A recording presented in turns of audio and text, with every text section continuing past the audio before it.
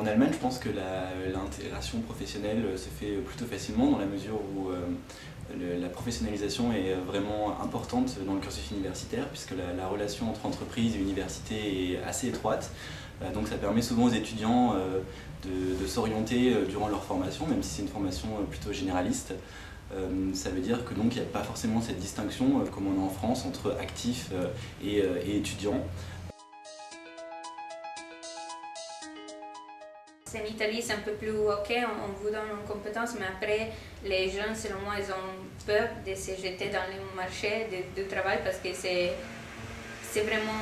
très, très difficile.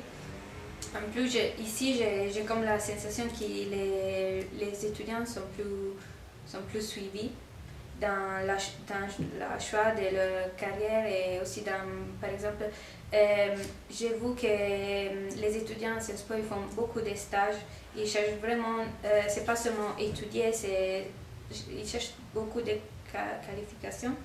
En Italie, tu fais les stages seulement pour la licence, mais c'est pas qu'en été, tout le monde fait des stages ou cherche d'aller à l'étranger, c'est une chose très, on est très carré dans un système qui on est habitué à rester à la maison, c'est difficile de partir, c'est difficile de se jeter vraiment dans les marchés. C'est comme une chose qu'on cherche de maintenir plus loin possible de nous.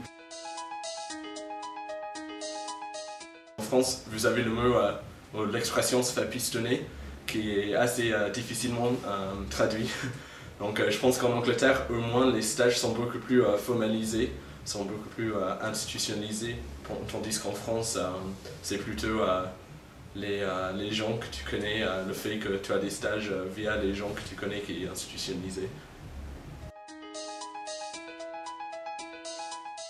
On rentre à l'université, on étudie beaucoup, on fait des masters, des doctorats, mais quand on sort pour trouver du travail, c'est presque impossible de trouver du travail.